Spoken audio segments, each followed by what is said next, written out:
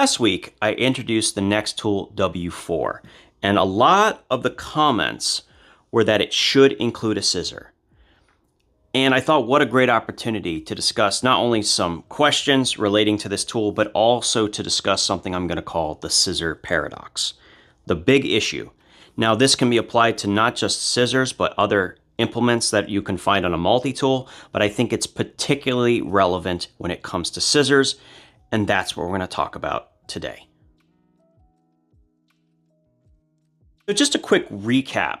The W4 is something that I helped Nextool develop over a course of almost 2 years. And one of the things that we talked about when we did it is to make a tool set that is relevant to the tool itself, like the types of applications that you would actually do with a given tool. So this has a ratcheting adjustable wrench, which is really, really cool. It has a spring-loaded pair of needle nose pliers. It has a saw, a small saw. It also has a locking blade, and it also has a diamond file. Now, a lot of people said, right when we talked about the diamond file, oh, I wish that diamond file was a pair of scissors. But if you take a look at the tool, you can see there really isn't much space on this thing that isn't being utilized. Any scissor that would fit in this spot would have to be incredibly compact.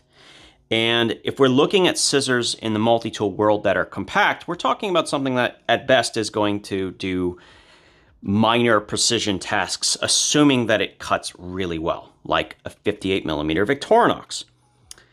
The problem is that the type of scissor that people want is going to vary from person to person. And if we're talking about maybe complementing this, I don't know if I would want a tiny little cuticle scissor, right? I'm just using these as an example because these are dedicated implements that are going to be better than anything in a multi-tool, right? These are forged carbon steel, chrome plated, made in America. These are the heritage models, and they're very precise.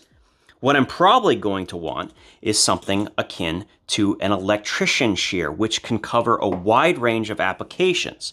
If I am carrying this tool with its sheath, does it not make more sense to pick the scissor that goes best with the types of tasks that I'm approaching? And this is the scissor paradox. It's not a matter of should it have a scissor. The question should be, what kind of scissor should be included with the tool or not included at all?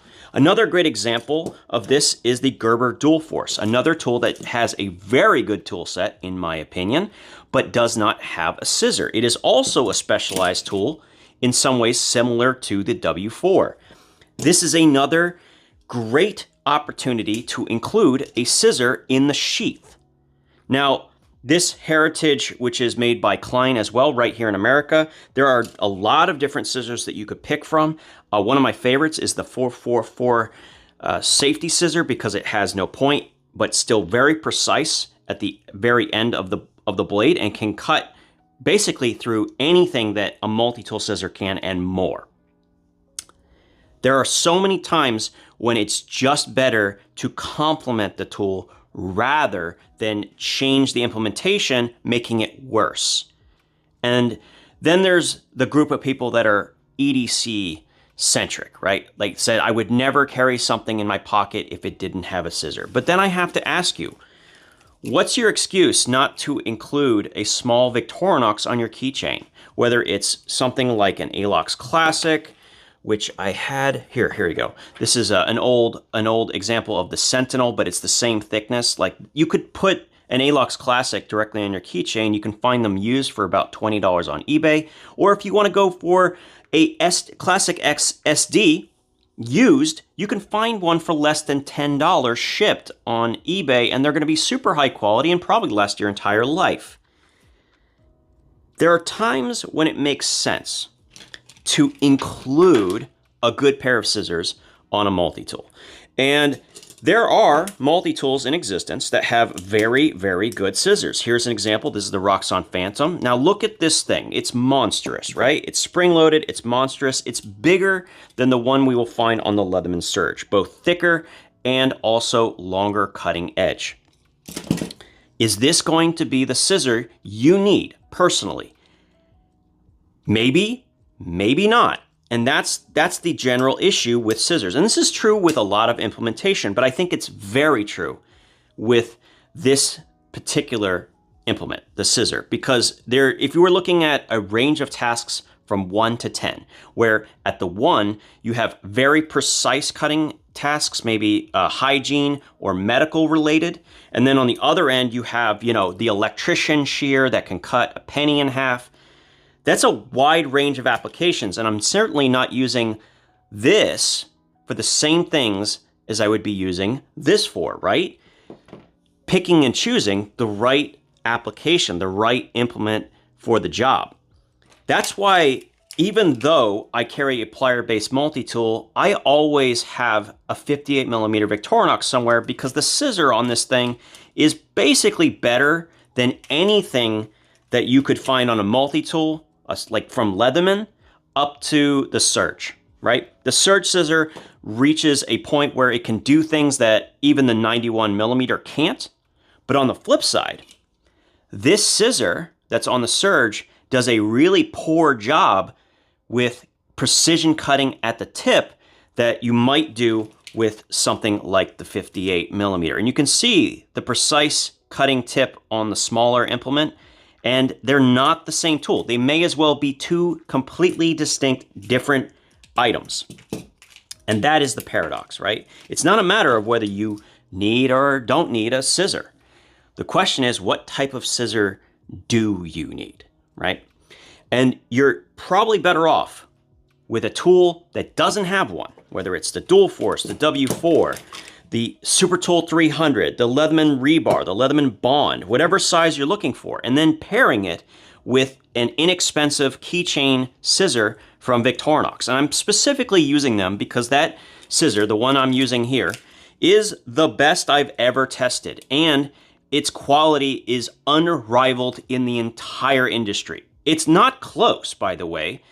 Victorinox scissors are still the best scissor on planet Earth that come inside a multi-tool or keychain accessible. Nothing comes remotely close.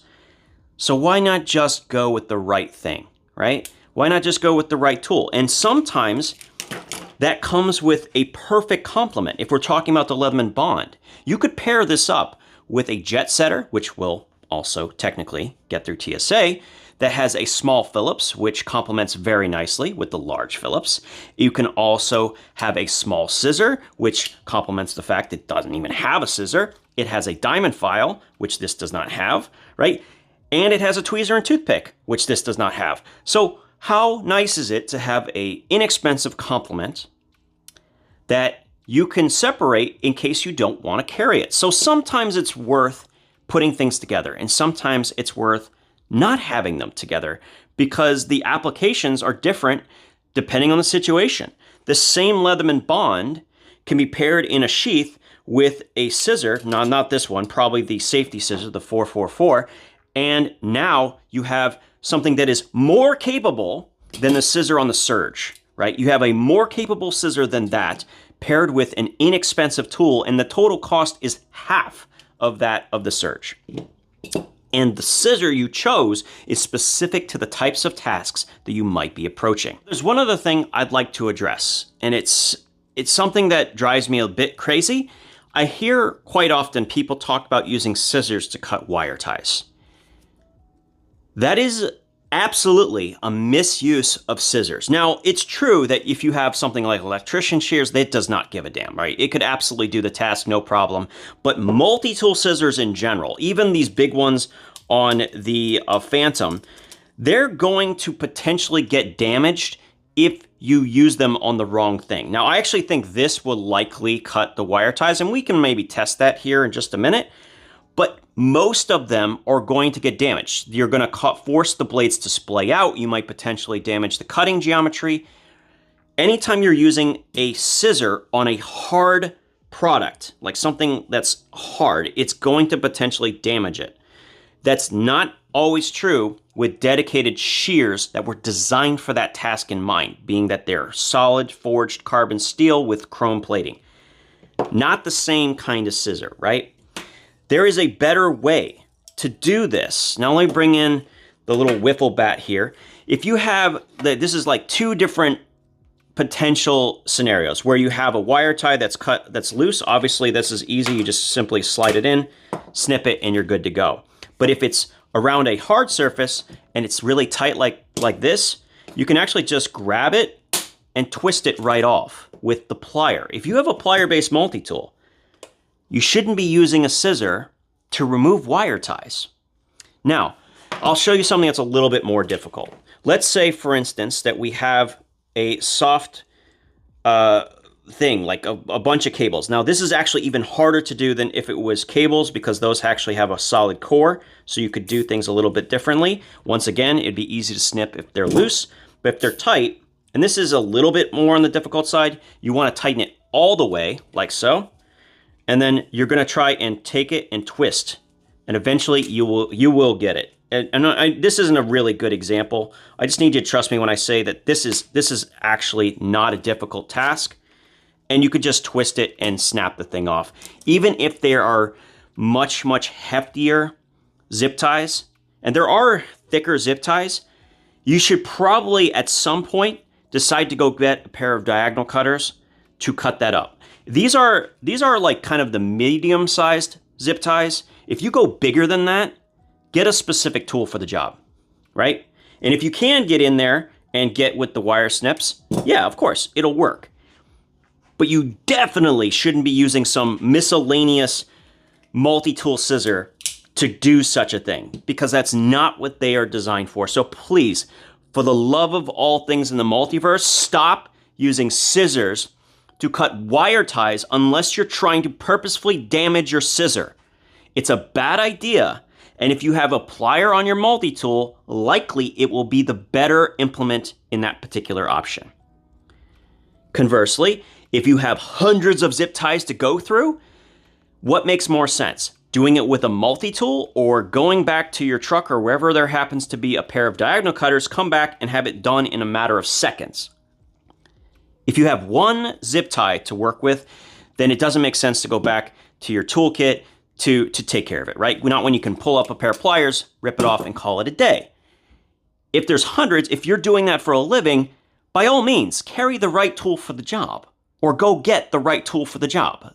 Just determine how long it's going to take you. If it only takes you a few seconds to remove it with the pliers, but 5 minutes to go find the tool, that doesn't make sense. But if you're going to do 100 of them, well, then it certainly makes sense to go get the tool, because in the long run, you're going to save more time. Okay, sorry, a bit of an aside there, but scissors. There are different types of scissors for different types of applications. It's not always correct for it to exist inside the multi-tool because, as I stated, you can always put one on your keychain. And this is true for anyone. No one has the excuse that says, "Oh, I can't get an Alox Classic SD on my, or whatever, on my keychain." Everyone can do that, okay? Everyone can do it. And if you live in a place where blades are not legal, you can actually get the jet setter, and once again, you have a good pair of scissors, a pretty awesome little Phillips screwdriver that's in line, and it complements so well with the larger tools. That's pretty much all I wanted to say today. It's not a matter of whether your tool should have scissors. The question should be, what kind of scissors do I need? As always, thank you guys for your time, and we'll talk again soon.